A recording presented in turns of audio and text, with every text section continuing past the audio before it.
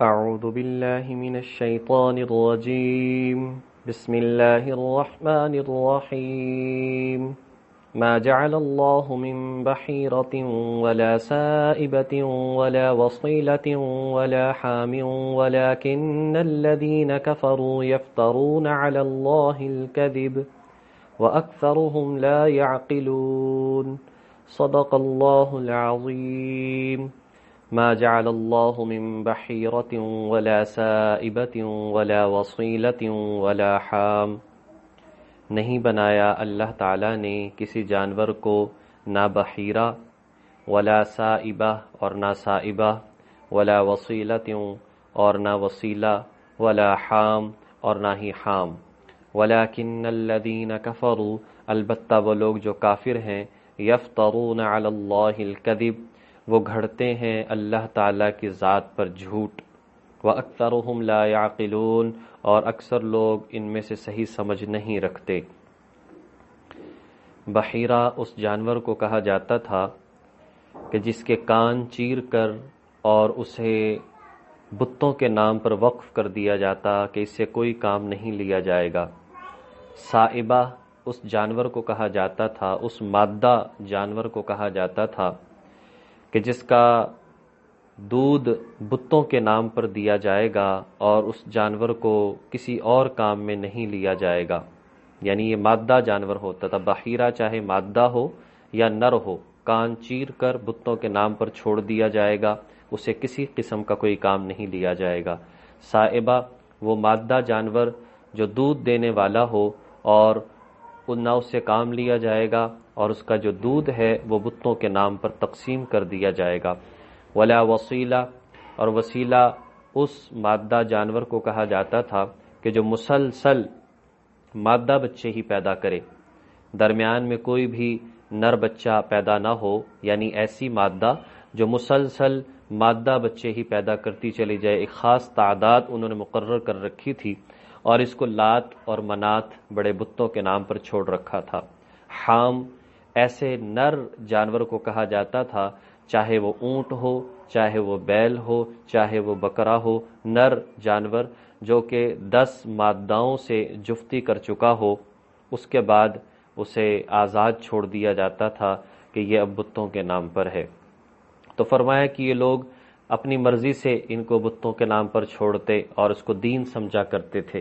تو ارشاد فرمایا کہ دین تو وہ ہے جسے اللہ تبارک و تعالیٰ کی ذات نے دین کہا ہو، اللہ کے نبی پر نازل ہوا ہو یا اللہ کے نبی صلی اللہ علیہ وسلم نے بتایا ہو. تو ایسی تو کوئی بات نہیں تھی. اس کا مطلب یہ ہے کہ کافر لوگ اللہ تعالیٰ کی ذات پر بہتان لگاتے ہیں، جھوٹی باتوں کی نسبت کرتے ہیں. اور حدیث مبارکہ میں آتا ہے من کذب علی اللہ متعمدا فقد کفر او کما قال علیہ الصلاۃ والسلام. جس نے اللہ تعالیٰ کی ذات پر جھوٹ کی نسبت کی وہ کافر ہو گیا. اور ایک روایت میں آتا ہے جس نے اللہ کی طرف جھوٹ کی نسبت کی، یعنی ایسی بات جو قرآن نہیں ہے، ایسی بات جو حدیث قدسی نہیں ہے، اور یہ کہنا کہ یہ اللہ نے فرمایا ہے، تو ایسا کہنے والا جو ہے اسے چاہیے کہ دوزخ میں اپنا ٹھکانہ بنا لے. یہ بندہ کافر ہے اور اس کا ٹھکانہ دوزخ ہے. اسی لیے فرمایا وَأَكْثَرُهُمْ لَا يَعْقِلُونَ. انہیں اس بات کا اندازہ نہیں، اس طرح کے جھوٹ کا بہتان لگا کر یہ کتنی بڑی بے عقلی کر رہے ہیں، یعنی اپنے مستقبل کو خراب کر رہے ہیں. وَإِذَا قِيلَ لَهُمْ تَعَالَوْا اور جب ان سے کہا جاتا ہے کہ آ جاؤ إِلَى مَا أَنزَلَ اللَّهُ اس کی طرف جو اللہ نے نازل فرمایا ہے، وَإِلَى الرَّسُولِ اور رسول کی طرف، قَالُوا حَسْبُنَا تو وہ کہتے ہیں ہمارے لیے کافی ہے، ما وجدنا علیہ آباءنا وہ بات کہ جس پر ہم نے اپنے آباء و اجداد کو پایا ہے. اولو کان آباؤہم لا یعلمون شیئا ولا یہتدون کیا پھر بھی کہ جب کہ ان کے آباء و اجداد کسی بات کا علم نہ رکھتے ہوں اور نہ وہ ہدایت پر چل رہے ہوں، کیا پھر بھی یہ ان کی پیروی کریں گے؟ اس میں ارشاد فرمایا کہ لوگوں کو دعوت دی جا رہی ہے کہ اے لوگوں تم اللہ اور اس کے رسول کی باتوں کی طرف آ جاؤ، قرآن و حدیث کی طرف آ جاؤ. تو وہ لوگ کیا کہتے؟ نہیں، ہم نے آنکھ کھولی اور جس حال میں اپنے آباء و اجداد کو دیکھا ہم اسی طریقے پر رہیں گے. تو اللہ فرما رہے ہیں کہ وہ اگر صحیح طریقے پر ہوتے بہت اچھی بات، ان کے راستے پر چلنا چاہیے تھا، ان کی پیروی کرنی چاہیے تھی، لیکن اگر وہ لوگ ہی غلط راستے پر ہوں، وہ لوگ ہی شریعت سے بھٹکے ہوئے ہوں، کیا پھر بھی تم ان کے راستے پر چلو گے؟ یہ تو کوئی سمجھداری نہیں ہے، یہ تو اندھی تقلید ہے جس کی بڑی مذمت بیان کی گئی ہے شریعت میں۔ اس چیز کی تو قطعاً اجازت نہیں ہے۔ یہاں پر ایک بات سمجھ لینی چاہیے، تقلید کون سی جائز ہے اور کون سی ناجائز ہے۔ تقلید کہتے ہیں بغیر دلائل کو سمجھے کسی مجتہد اور کسی جاننے والے اور اپنے فن کے اندر ماہر کی بات کو بغیر کسی بات کے مان لینا، اس کو تقلید کہا جاتا ہے۔ بغیر دلائل کا مطالبہ کیے مجتہد کی بات کو مان لینا، ماہر فن کی بات کو مان لینے کا نام تقلید ہے، اور یہ تقلید ہر بندہ نہیں کر سکتا۔ اور شریعت اسلامیہ میں جس تقلید کا حکم دیا گیا ہے یہ نبی پاک صلی اللہ علیہ وسلم کے صحابہ کرام سے ثابت ہے، اور آپ نے اس کی تعریف بیان فرمائی ہے۔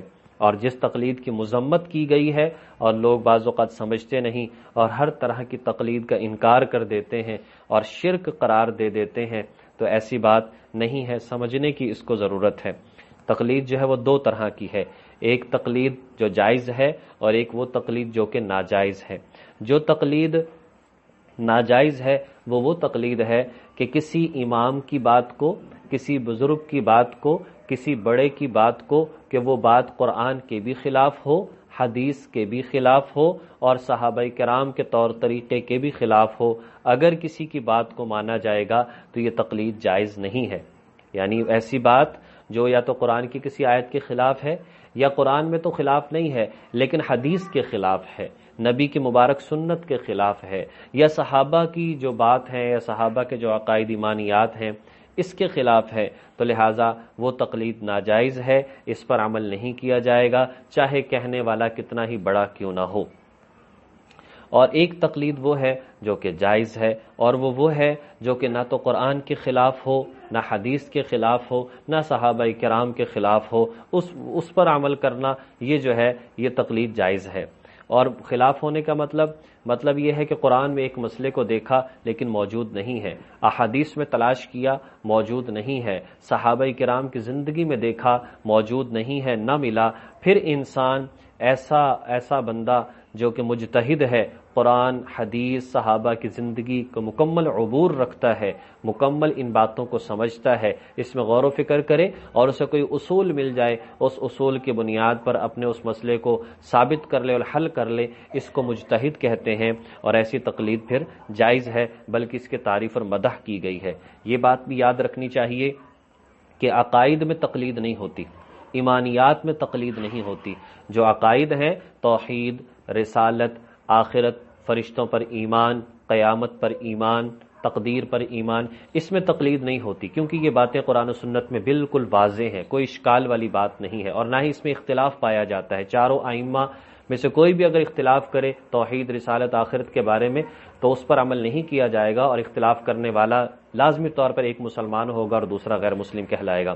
لیکن یہ ایسے مسائل ہوتے ہیں جن میں تقلید کی جاتی ہے کہ جس میں نبی پاک صلی اللہ علیہ وسلم کے دو اعمال مل رہے، ایک عمل ہے اور اس پر دو طرح کی باتیں مل رہی، کرو یا نہ کرو، یا ایسے کرو یا ایسے کرو، تو اس میں پھر مجتہدین دیکھتے ہیں کہ کون سی بات زیادہ اولیٰ ہے، بعد والا کام کون سا ہے، اور پھر یہ کام ان دونوں میں سے کوئی بھی قرآن و سنت کے خلاف نہیں ہے، اس موقع پر ایسا کیا جاتا ہے۔ اس کا تعلق اعمال کے ساتھ ہے، جیسے کہ نماز ہے تو نماز جو ہے اس صورت میں جیسے جماعت کے ساتھ پڑھی جاتی ہے تو جی آمین اونچی آواز سے کہیں گے، آہستہ آواز سے کہیں گے، ہاتھ اوپر باندھیں گے، نیچے باندھیں گے، تو یہ جو باتیں ہیں اس میں جو ہے اختلاف پایا جاتا ہے، تو اس کی کوئی ایسی بات نہیں ہے۔ تو اس بات کو سمجھنا چاہیے کہ عقائد کا جو اختلاف ہے وہ اس کے اندر شامل نہیں ہوگا، صرف مسائل اور اعمال کا جو اختلاف ہے وہ اس کے اندر شامل ہوگا۔ نبی پاک صلی اللہ علیہ وسلم حضرت معاذ بن جبل رضی اللہ تعالیٰ عنہ کو یمن کی طرف گورنر بنا کر بھیج رہے تھے۔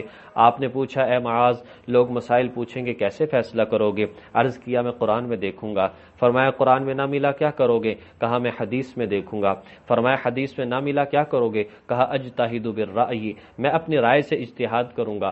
حضور علیہ الصلوۃ والسلام نے ان کے سینے پر ہاتھ رکھا اور خوشی کا اظہار فرمایا اور اللہ تبارک و تعالیٰ کا شکر ادا کیا، یا اللہ آپ کا شکر ہے کہ آپ نے میرے قاصد کو اپنے نبی کی منشا کے مطابق بنا دیا، یعنی میرا قاصد یہ معاذ ہے، تو آپ نے جو ہے یا اللہ میرے معاذ کو، میرے بھیجے ہوئے کو اپنے نبی کی منشا کے مطابق بنا دیا کہ آپ کا رسول اس سے راضی ہے۔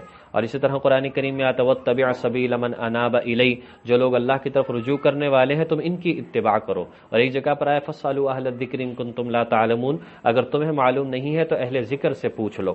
تو اس میں ساری تقلید کا حکم دیا گیا ہے، کوئی ایسی بات نہیں ہے۔ البتہ اندھی تقلید کوئی عقائد میں شروع کر دے، جیسا کہ ان لوگوں نے کیا، بحیرہ صاحبہ یہ سب شرک تھا، سب سمجھتے تھے شرک ہے، پھر اس طریقے پر چلنا یہ درست نہیں ہے۔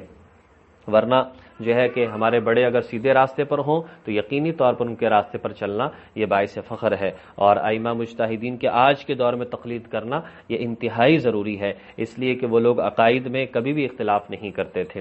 اللہ پاک ہمیں ان باتوں کو سمجھ کر عمل کرنے کی توفیق نصیب فرمائے۔